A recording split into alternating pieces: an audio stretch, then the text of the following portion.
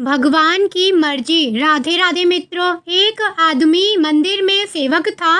उसका काम मंदिर की साफ सफाई करना था। भक्तों और श्रद्धालु द्वारा दिए गए दान में थोड़ा बहुत उसे मंदिर के पुजारी द्वारा दे दिया जाता। इसी से उसकी गुजर बसर चल रही थी। वह अपनी जिंदगी से बहुत परेशान और दुखी था। मंदिर में काम करते करते वह दिन भर अपनी जिंदगी को लेकर भगवान से शिकायतें करता रहता। एक दिन शिकायत करते हुए वह भगवान से बोला, भगवान जी, आपकी जिंदगी कितनी आसान है। आपको बस एक जगह आराम से खड़े रहना होता है। मुझे देखिए, कितनी कठिन जिंदगी जी रहा हूँ। मैं दिन भर कड़ी मेहनत करता हूँ, तब कहीं की 2 समय का भोजन रोटी नसीब होता है। काश मेरी जिंदगी भी आपकी तरह होती। उसकी बात सुनकर भगवान बोले, तुम जैसा सोच रहे हो वैसा नहीं है। मेरी जगह रहना आसान नहीं है।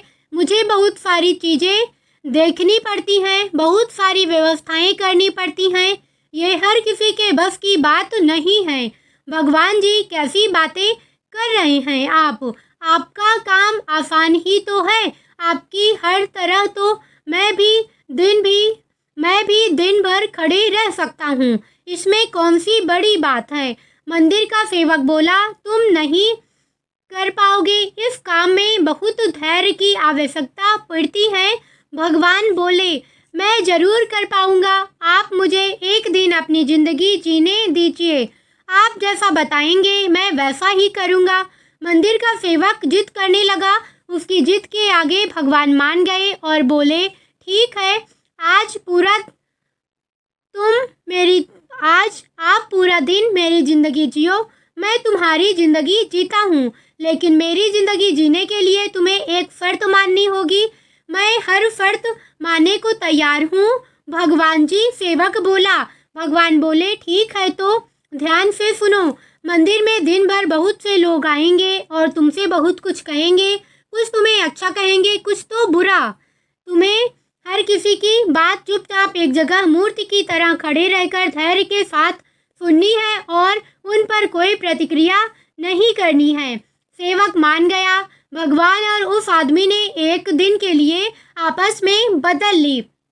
सेवक भगवान की जगह मूर्ति बनकर खड़ा हो गया। भगवान मंदिर की साफ सफाई का काम निपटाकर वहां से चले गए। कुछ समय बीतने के बाद मंदिर में एक धनी व्यापारी आया। भगवान से प्रार्थना करते हुए वह बोला, भगवान जी, मैं एक नई फैक्ट्री डाल रहा हूँ। मुझे आशीर्वाद दीजिए कि यह फैक्ट्री अच्छी तरह चले और मैं इससे अच्छा मुनाफा कमाऊँ। प्रार्थना करने के बाद वह प्रणाम करने के लिए नीचे झुका तो उसका बटुआ गिर गया। जब वह वहां से जाने लगा तो भगवान की जगह खड़े मंदिर के सेवक का मन हुआ कि उसे बता दें कि उसका बटुआ गिर गया है, लेकिन शर्त के अनुसार उसे चुप रहना था। इसलिए वह कुछ नहीं बोला और खामोश खड़ा रहा। इसके तुरंत बाद एक गरीब आदमी वहां आया और वो भगवान से बोला, भगवान जी, बहुत गरीबी में जीवन काट रहा हूँ। परिवार का पेट पाल रहा हूँ। माँ की दवाओं की व्यवस्था करनी है। समझ नहीं आ रहा है कि इतना सब कैसे करूँ। आज देखो, मेरे पास बस 1 रुपया है। इससे मैं क्या कर पाऊँगा? आप ही कुछ चमत्कार करो और मेरे लिए धन की व्यवस्था कर दो। प्रार्थना करने के बाद जैसे ही वह जाने को हुआ, उसे नीचे गिरा व्यापारी का बटुआ दिखाई दिया। उसने बटुआ उठा लिया और धन्यवाद देते हुए बोला कि भगवान जी, आप धन्य हैं। आपने मेरी प्रार्थना इतनी जल्दी सुन ली। इन पैसों से मेरा परिवार कुछ दिन भोजन कर सकता है। माँ की दवाई भी व्यवस्था हो जाएगी। भगवान को धन्यवाद देकर वह वहाँ से जाने लगा। तब भगवान बने मंदिर के सेवक का मन हुआ कि उसे बता दें, ताकि वह बटुआ तो व्यापारी का है, उसे मैंने नहीं दिया है। वह जो कर रहा है वह चोरी है। लेकिन वह चुप रहने के लिए व्यवस्था, इसलिए मन मार कर चुपचाप खड़ा रहा। मंदिर में आने वाला तीसरा व्यक्ति एक नाविक था। वह 15 दिन के लिए समुद्री यात्रा पर जा रहा था। भगवान से उसने प्रार्थना की कि उसकी यात्रा सुरक्षित रहे और सकुशल वापस आ सके। वह प्रार्थना कर ही रहा था कि धनी व्यापारी वहां आ गया। वह अपने साथ पुलिस भी लेकर आया था।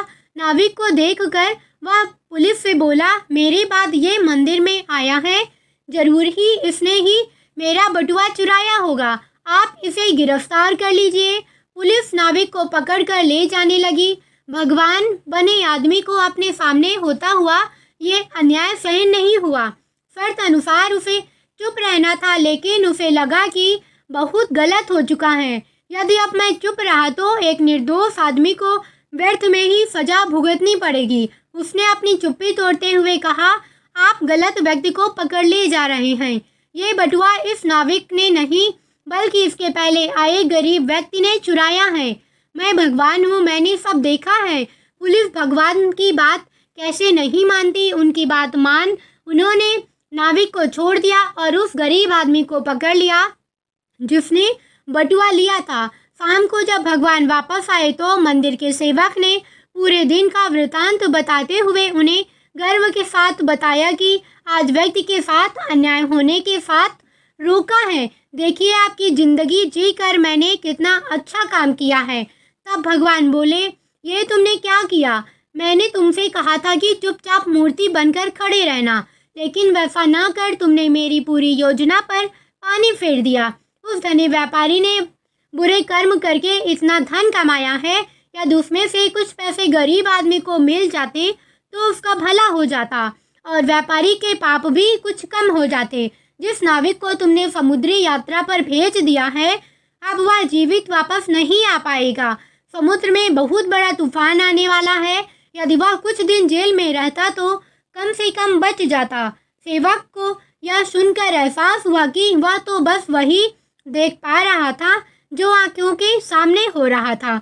उन सब के पीछे की वास्तविकता को वह देख ही नहीं पा रहा था। जबकि भगवान जीवन के हर पहलू पर विचार कर अपनी योजना बनाती हैं और लोगों के जीवन को चलाते हैं। कहानी से सीख, हम सभी भगवान की योजनाओं को समझ नहीं पाते। जब हमारे साथ कुछ गलत हो रहा होता है या हमारे हिसाब से कुछ नहीं हो रहा होता है तो अपना धैर्य खोकर हम भगवान को दोष देने लगते हैं। हम ये समझ नहीं पाते कि इन सब के पीछे भगवान की कोई ना कोई योजना छिपी होती है। ऐसे समय पर हमें भगवान पर विश्वास रखकर धैर्य धारण करने की आवश्यकता है। इसलिए चिंता ना करें।